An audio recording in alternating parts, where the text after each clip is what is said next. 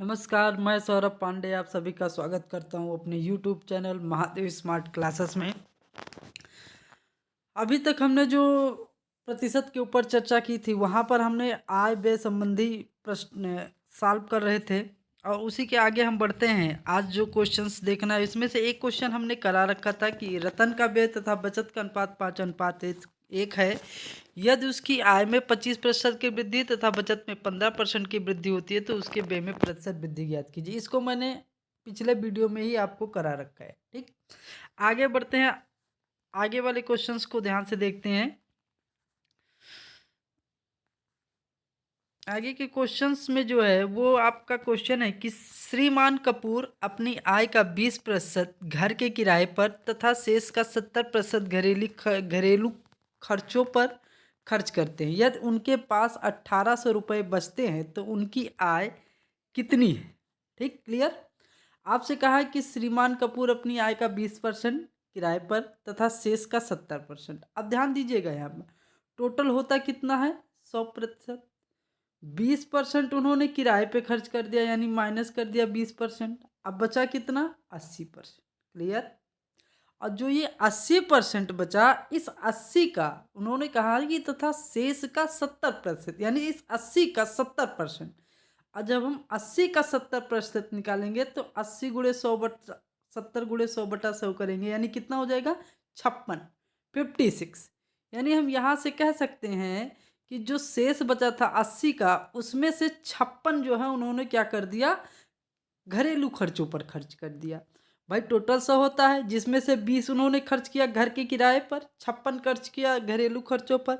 अब शेष कितना बचा, शेष उनके पास यही 24% ही तो बचा। यानी जो बचत हुई वो हमारी 24% की हुई और रुपयों में बचत दी गई है 1800 की। यहाँ से हम कह सकते हैं कि 24% बराबर है 18 के। तो 24% अगर 18 के बराबर है तो हमें क्या निकालना है 100 कितने के बराबर होगा। तो 100 को हम कर लेंगे कि 100 कितने के बराबर होगा, 100% बराबर होगा 1800/24 गुणे 100। सॉल्व करेंगे तो हमारा आंसर कितना आएगा 75% आएगा। क्लियर, यहाँ तक सबको क्लियर हो गया होगा। अगले क्वेश्चंस पे आते हैं। अगला क्वेश्चन हमारा है कि एक छात्र अपनी छात्रवृत्ति का 20% कमरे के किराए पर, शेष का 40% शिक्षा पर खर्च करता है तथा कुल छात्रवृत्ति के 8% खाने और कपड़ों पर खर्च करता है। इन खर्चों के बाद उसके पास 4400 रुपये बचते हैं। वह कितने रुपए की छात्रवृत्ति पाता है, ये आपका क्वेश्चन है। ठीक, ध्यान दीजिएगा। सबसे पहले कहा क्या कि एक छात्र अपनी छात्रवृत्ति का 20% कमरे के किराए पर, सबसे पहले यानी होता कितना है, टोटल आपके पास कितना होता है 100%। अब इस 100 से 20% उसने खर्च किया किस पे, छात्र कमरे के किराए पर, यानी बचा कितना 80%। ठीक, क्लियर। 80% अब उसके पास बचा। शेष का 40% शिक्षा पर, 80 का 40% जो है उसने क्या किया शिक्षा पर तथा।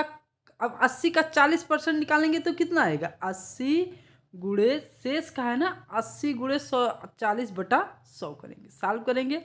8×4 = 32 यानी 32% उसने किस पे खर्च किया है, शिक्षा पर खर्च किया है। ठीक, क्लियर। 80% 32% कितना। अब बताइए, देखिए पहले 100 था, 100 में से 20 उसने कमरे पर किराए पे खर्च किया, बचा 80। अब 80 में से 32% उसने किस पे खर्च किया, शिक्षा पे। ठीक, अब 32 अगर शिक्षा पे खर्च करेगा तो बचेगा कितना 48 बचेगा। ठीक, क्लियर। यहाँ पे मैंने सॉल्व करके आपको बताया भी है कि 80% जो 80% बचा था उसका शेष का 40% ही शिक्षा पर खर्च कर रहा है। यानी 80 गुणे 40/100 करेंगे यानी 32% आएगा। जो 80 में से 32 घटाएंगे तो शेष हमारे पास कितना बचेगा 48% ही बचेगा। ठीक, क्लियर। अब जो 48% बचा है इस पे कह रहा है कि कुल छात्रवृत्ति का 8%, जो यानी कुल छात्रवृत्ति कितनी थी हमारी 100% थी ना। कुल छात्रवृत्ति की बात करेंगे तो कुल छात्रवृत्ति हमारी कितनी थी 100% थी। कुल छात्रवृत्ति का 8% यानी अब 8%, 48 में से 8% घटाएंगे कितना आ जाएगा 40। यानी जो शेष बचा वो उसके पास कितना बचा 40%। अब कह रहा है कि इन खर्चों के बाद उसके पास 4400 रुपये बचते हैं। यानी जो 44% आपका आया है बचा है, ये 40% जो आप 40% जो बचा था, बचा कितना था 40%, ये आपका कितने के बराबर है? 4400 रुपये के बराबर। क्लियर? यहाँ से हम सॉल्व करेंगे कि 40% 4400 के बराबर है, देन 100% कितना हो जाएगा? 4400 बटा 40 गुणे 100 सॉल्व करेंगे, हमारा आंसर कितना आएगा? 1100 रुपये आएगा। क्लियर? यहाँ से सबको क्लियर हो गया होगा, हमारा आंसर कितना आएगा? 1100 आएगा। क्लियर? अब आगे बढ़ते हैं फिर अगले क्वेश्चन पे आते हैं। अगले क्वेश्चन में कहा कि किसी वस्तु के भाव में 60% की वृद्धि होने पर उपभोक्ता को उस वस्तु की खपत में कितने प्रतिशत की कमी करनी चाहिए ताकि खर्च ना बढ़े। ठीक, क्वेश्चन बहुत ही अच्छा है। इस तरीके के क्वेश्चंस आपके SSC, bank, railway, UP police सभी में पूछे जाएंगे। ध्यान से देखिएगा। क्वेश्चन में आपसे कहा है कि किसी वस्तु के भाव में 60% की वृद्धि की गई। ठीक, उपभोक्ता को उस वस्तु की खपत में कितने प्रतिशत की कमी करनी चाहिए ताकि खर्च ना बढ़े। इसके कहने का मतलब है कि मान लीजिए कोई वस्तु है जिसका उपयोग आप कर रहे हैं, अब उसके भाव में वृद्धि हो गई तो हमें उसके खर्च को हम कितना मैनेज कर दें कि हमारा जो उस पर एक्सपेंडिचर व्यय आ रहा है वो हमारा उतना ही रहे, बढ़ना नहीं चाहिए। ठीक, क्लियर? अब कोई भी चीज़ अपने आप में कितनी होती है? 100%। ठीक, क्लियर? कितनी होती है? 100। कह रहा है कि 60% की वृद्धि हुई। अब 100 में 60 की वृद्धि हो जाएगी, कितना हो जाएगा? 160 हो जाएगा। क्लियर? 160। अब कह रहा है कि जब 160 हो गया तो इसको खपत में कमी करनी पड़ेगी। कमी कितनी हो जाए कि फिर से ये 100 पे हो जाए?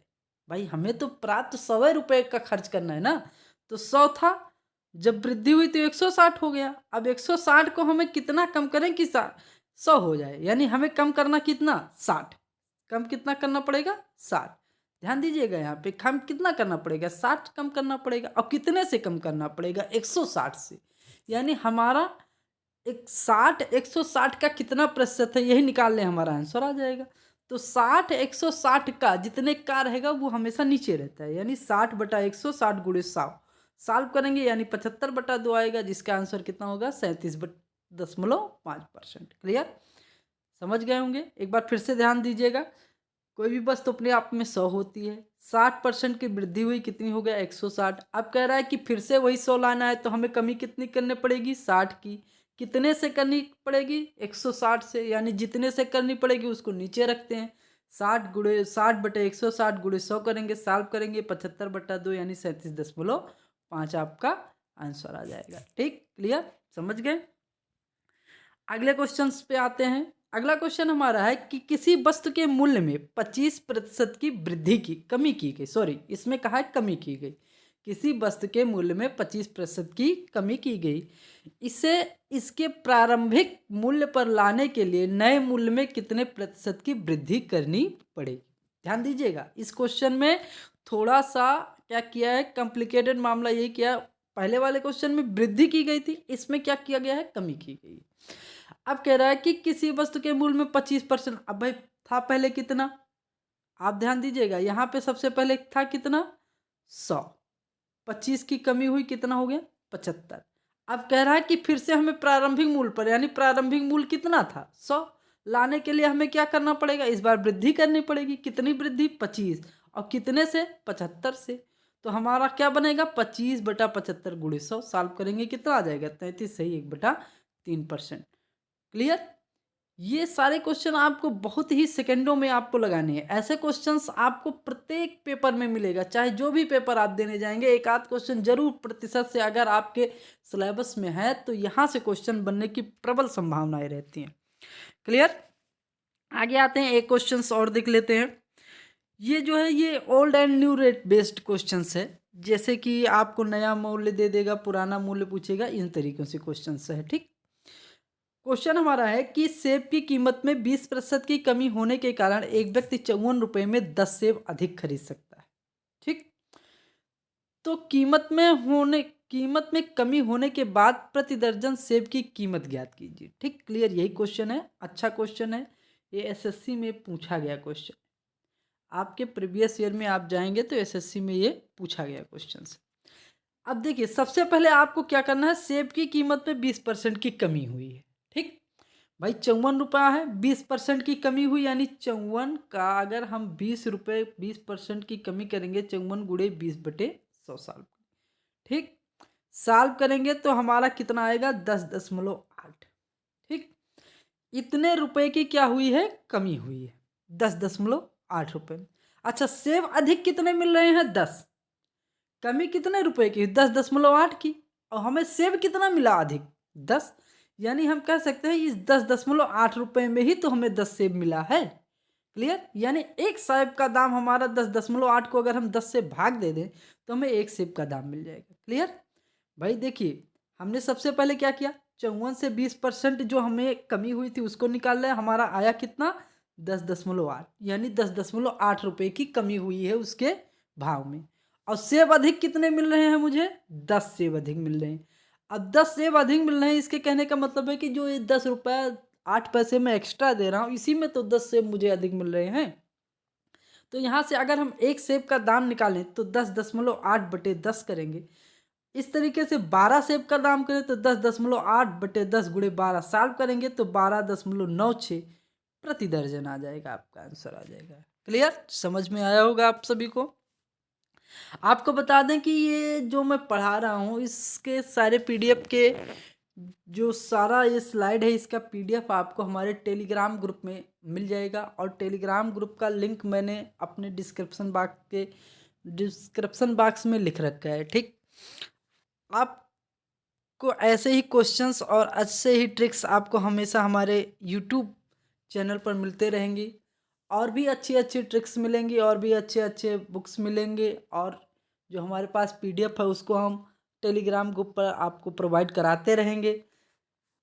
अपनी सफलता सुनिश्चित करने के लिए हमारे टेलीग्राम ग्रुप, हमारे यूट्यूब ग्रुप और हमारे व्हाट्सएप ग्रुप पे ज़रूर जुड़े। और ज़्यादा से ज़्यादा अपने मित्रों दोस्तों तक शेयर करें और हमारे चैनल को सब्सक्राइब करें। धन्यवाद।